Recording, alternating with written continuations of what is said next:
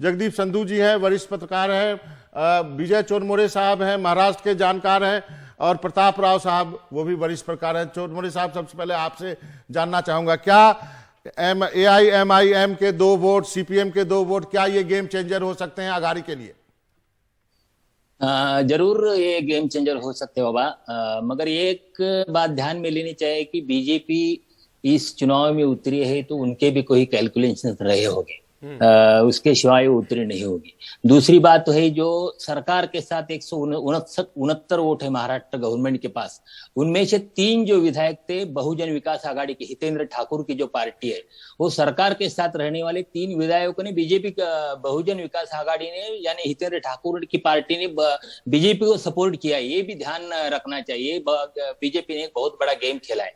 मगर आंकड़े देखे तो इसी वक्त जो महाराष्ट्र विकास आघाड़ी है, महाविकास आघाड़ी का पलड़ा भारी दिखता है। महाविकास आघाड़ी के फेवर में इलेक्शन जा सकता है अभी की स्थिति में। लेकिन यहाँ पर विजय जी, अगर दूसरी हम बात करें यहाँ पर महाराष्ट्र में, क्योंकि कांग्रेस के जो कैंडिडेट हैं उसको लेकर भी खासी नाराजगी देखने को मिली थी, ऐसे में वो तो इनके लिए दिक्कत नहीं हो सकती है? कांग्रेस की दिक्कत नहीं हो सकती, क्योंकि कांग्रेस के पास ओनली 44 वोट है, 44 वोट्स है, और 42 वोट्स कांग्रेस के उम्मीदवार को देने हैं, और पार्टी का कोई जो विधायक है वो क्रॉस वोटिंग नहीं कर सकता। इसलिए कांग्रेस के लिए कोई दिक्कत नहीं होगी मेरे लिए। जी, आपने सही कहा कि क्योंकि पर्ची दिखा करके वोट करनी पड़ती है। अपने दर्शकों को बता दूं कि राज्यसभा चुनाव में खुली वोटिंग होती है, पर्ची दिखानी पड़ती है, जो वहां पे जो पार्टी के अधिकृत लोग होते हैं उनको, इसलिए क्रॉस वोटिंग की कम होती है। केवल छोटी पार्टियां और निर्दलीय ही ऐसा करते हैं। सोहित हमारे साथ जुड़ गए। सोहित, क्या ताजा जानकारी है? AIMIM के आने के बाद क्या कह सकते हैं कि अघाड़ी एक कदम आगे है बीजेपी गठबंधन से? बाबा देखिए, अगर अभी आंकड़ों की बात करें तो दोनों में कांटों की टक्कर है। बीजेपी के 3 बस अभी तक आ चुके हैं और उनके जितने विधायक है वो यहाँ पर पहुंचे हुए हैं। कांग्रेस की बस आ चुकी है, बाकी शिवसेना और एनसीपी के नेताओं के आने का भी धीरे धीरे सिलसिला जारी है। आंकड़ों की बात करते हैं बाबा, दरअसल ये जो पूरी लड़ाई है ये 6ठी सीट के लिए है, जहाँ पर शिवसेना की ओर से संजय पवार मैदान में है और बीजेपी की ओर से धनंजय महाडिक। जीतने के लिए आपको चाहिए 42 वोट। अब फिलहाल अगर बीजेपी की बात करें तो बीजेपी के पास अतिरिक्त 22 वोट है और उनके सहयोगियों के साथ उनके पास है 29 वोट। जो महाविकास आघाड़ी है उनके पास अतिरिक्त 27 वोट थे। हालांकि 27 वोट में नवाब मलिक और अनिल देशमुख का वोट शामिल है। वो 2 वोट आप काट लीजिए तो उनके पास बचते हैं 25 वोट। लेकिन अब 2 वोट AIMIM का उनके पास आ चुका है और 2 वोट समाजवादी पार्टी का उनके पास आ चुका है, यानी उनके पास भी है 29 वोट। चाहिए उनको 42, दोनों के पास 29 वोट हैं, यानी 13 वोट जिससे ज़्यादा मिलेंगे अभी वो यहाँ पर 6ठे उम्मीदवार को दिल्ली भेज पाएंगे। तो कांटे की टक्कर है दोनों के बीच में, और निर्दलीय विधायक और साथ ही साथ जो छोटे दल के विधायक हैं वो तय करेंगे कि क्या कुछ होगा। दोनों पार्टियों की ओर से ये दावा किया जा रहा है कि CPM भी होगी। लेकिन जी बाबा, सोहित, CPM भी है, MNS क्या शिवसेना के खिलाफ जाएगी, परिवार की बात हो रही है, SWP भी है, ये भी किसी के साथ नहीं है। इनका क्या रुख है? CPM का रुख पता चला है, यदि AIMIM यदि अघाड़ी को वोट कर सकती है तो CPM भी कर सकती है।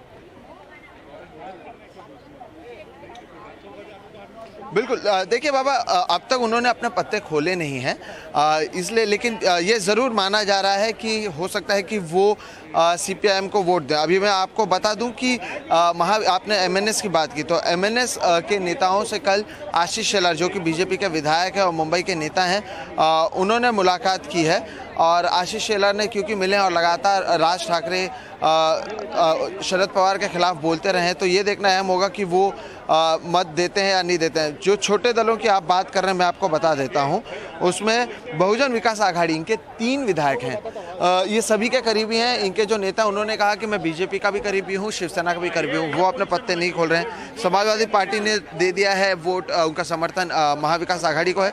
इसके अलावा प्रहार जनशक्ति पार्टी है, माकपा है, स्वाभिमानी पक्ष है, क्रांतिकारी शेतकरी पक्ष है, जन स्वराज शक्ति है, राष्ट्रीय समाज पक्ष है। इन सभी के पास 1-1 विधायक हैं और 13 निर्दलीय विधायक हैं।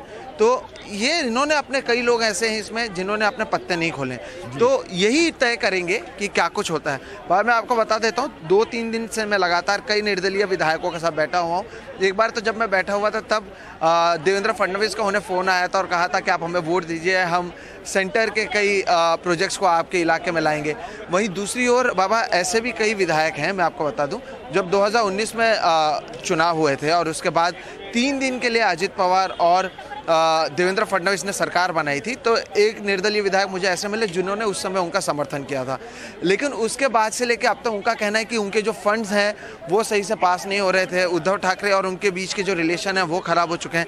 तो उनका कहना है कि ये जो मौका है उनके पास, इसमें वो अपना रिलेशन उद्धव ठाकरे के साथ सुधार सकते हैं। तो ये निर्दलीय विधायक अपने अपने तरीके से भी ये सोच रहे हैं कि उनके वोट से आखिर उनको क्या फायदा हो, क्या उनके यहाँ पर कोई प्रोजेक्ट्स आ सकते हैं सेंट्रल गवर्नमेंट के या स्टेट गवर्नमेंट के, या आगे के लिए उनको क्या कुछ फायदा हो सकता है, उसी को मद्देनजर रखते हुए वो वोट करेंगे। तो काफी कांटे की टक्कर है और दोनों के बीच में काफी करीबी मामला है। ये किस तरफ मतदान होता है ये देखना काफी अहम होगा। लेकिन महाविकास आघाड़ी का अगर माने तो उनका कहना है कि 6 में से 4 विधायक, जो 6 में से 4 उनके जो प्रत्याशी हैं वो जीत कर आएंगे। बीजेपी का कहना है उनके 3 प्रत्याशी हैं वो जीत के आएंगे। शाम तक ये साफ हो जाएगा कि कौन जीतता है। एक तरफ उद्धव ठाकरे खुद लगातार कई विधायकों से बातचीत कर रहे हैं, हमने देखा कि होटल पॉलिटिक्स शुरू हुआ। दूसरी तरफ देवेंद्र फडणवीस बीच में कोविड पॉजिटिव चल रहे थे, तब भी वो लगातार फोन पर थे, अब वो नेगेटिव हो चुके हैं। सोहित, आप इतने निर्दलीय विधायकों के साथ है, आपको निर्दलीय का इंपॉर्टेंस पता चल गया होगा कि निर्दलीय का कितना भाव होता है राज्यसभा चुनाव के समय।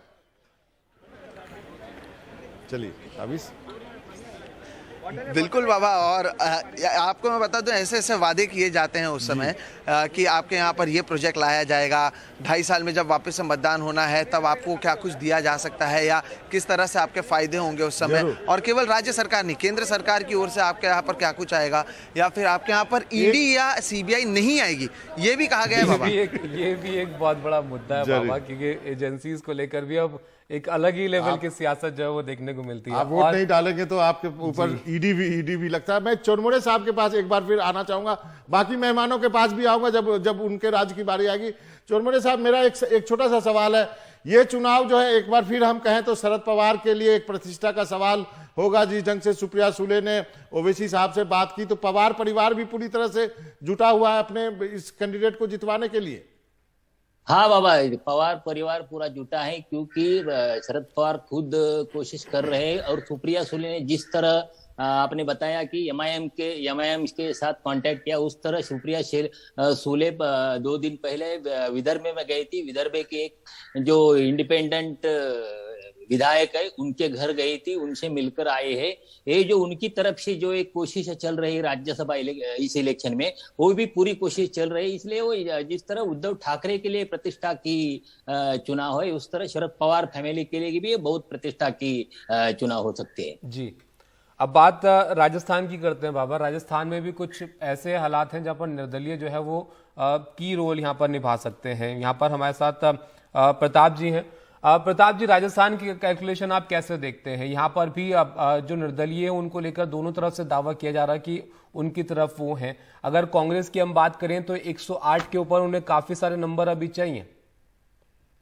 हाँ, निश्चित तौर पे इस बार कांग्रेस के लिए और बीजेपी दोनों के लिए ही राज्यसभा चुनाव एक बहुत ही एक मानना चाहिए कि जो आने वाले विधानसभा चुनाव है उसकी राजनीति का गणित तय करने वाला सिद्ध हो सकता है। क्योंकि कांग्रेस में जो विद इन पार्टी भी जो पॉलिटिक्स चल रही है, जो कि गहलोत खेमा और सचिन खेमे के बीच में जो एक कशमकश चल रही है, उसमें भी कोर्स जो है वो पूरा का पूरा जो है वो सेटल होना है।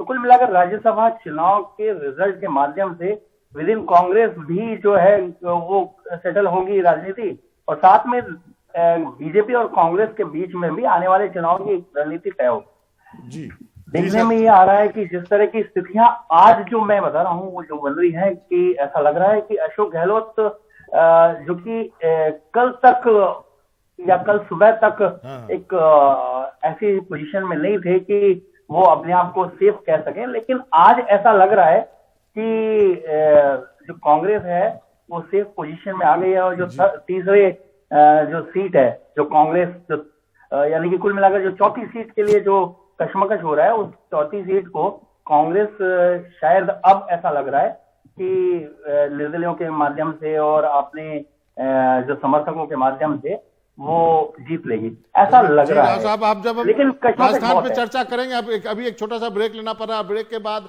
हम हरियाणा की चर्चा करेंगे, जहां पे संधू साहब हमारे साथ जुड़े हुए हैं। वक्त है छोटा सा ब्रेक का, उसके बाद हरियाणा में क्या उठापटक है, क्या कार्तिकेय शर्मा कर सकते हैं उलटफेर, क्योंकि उनकी जो उनके समर्थकों की वोटों की संख्या 28 तक पहुंचती दिख रही है।